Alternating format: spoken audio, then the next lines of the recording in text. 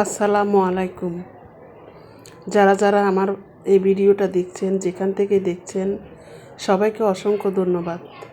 আজকে মনে অনেক কষ্ট নিয়ে কিন্তু এই ভিডিওটা করতেছি, কারণ এটা সহ আমার 4 নাম্বার চ্যানেল। প্রথম চ্যালেঞ্জের দিন যেটা খুলছিলাম তখন আমি কিছুই বুঝতাম না, কিছুই জানতাম না। থাম্বনেল কাকে বলে, টাইটেল কাকে বলে, ইউটিউবে অনেক রকমের অনেক কথা আছে না, আমি কিছুই বুঝতাম না। এরপরে শখ করে খুলতাম, যেখান থেকে পারতাম সেখান থেকে গান ঢুকাই দিতাম, রেকর্ডিং করে ঢুকাই দিতাম। কপিরাইট কি সেটাও জানতাম না, কপিরাইট ক্লেম কি সেটাও জানতাম না।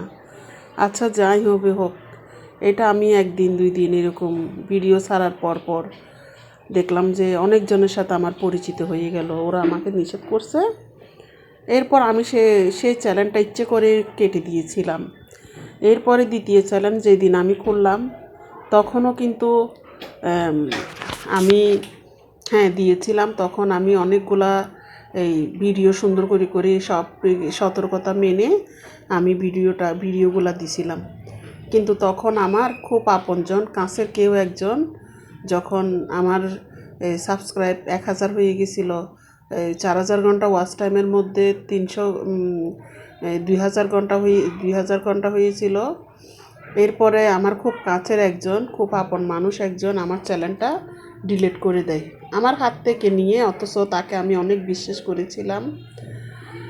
এরপরে আমি 3 নাম্বার চ্যালেঞ্জে এখন খুললাম, একদম কোমর বেঁধে নামলাম যে না, এবার আমি আর চ্যালেঞ্জ হারাতে দিব না।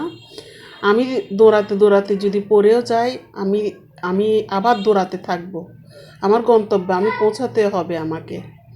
এরপর আমি 3 নাম্বার চ্যানেলটা খুলি, মনিটাইজার অন হয়। আমার ভাইয়েরা বোনেরা ইউটিউবের জগতে সবাই আমাকে হেল্প করলো। হেল্প করার পরে তখন একদিন আমার মোবাইলটা নষ্ট হয়ে গেছে। আমার মোবাইলটা নষ্ট হয়ে যাওয়ার পরে আমি আমার জিমেল যেখানে লিখে রাখছিলাম, পাসওয়ার্ড যেখানে লিখে রাখছিলাম, তখন আমার ঘর বানছিল, নতুন ঘর দিছিলাম। পুরান ঘর, এই ঘর থেকে এই ঘরে আসার সময় সেই ডায়েরিটা আমি, সে কাগজটা, খাতাটা, একটা ডায়েরি, ছোট্ট একটা ডায়েরি কোথায় রাখছি সেটা কিন্তু আমার মনে পড়েনি। এরপরে মোবাইলকে যখন দোকানে নিয়ে গেলাম, মোবাইলের দোকানওয়ালা বলে যে কি, এখানে ফ্ল্যাশ মারতে হবে, আপনার মোবাইলে যা আছে সব কিছু চলে যাবে। অনেক চেষ্টা করছিলাম ওইটা আনার জন্য, যেগুলো লেখা ছিল সেগুলোও মনে করার চেষ্টা করলাম, কিন্তু না, ভাগ্যক্রমে ওইটা আনতে পারিনি। ঠিক 1 বছর পরে আমি এই চ্যানেলটা খুলছি। আগে যে ভাই বন্ধুগুলো আমাকে সাপোর্ট করতো, ওরা এখন কেউ আমাকে চিনে না, কারণ ওরা আমাকে কয়বার সাহায্য করবে। এই শুনলেন তো আমার কষ্টের কথা, আমার দুঃখের কথা। এখন যে যেরকম করে পারেন একটু হেল্প করবেন আমাকে, আমিও আছি, আমিও থাকবো। কারণ আমি যখন এইটা সহ 4বার চ্যানেল, তাহলে আমি অনেক কিছু বুঝি, ইউটিউব সম্পর্কে অনেক কিছু বুঝি। তো ইনশাল্লাহ সবার জন্য ভালোবাসা, দোয়া রইল।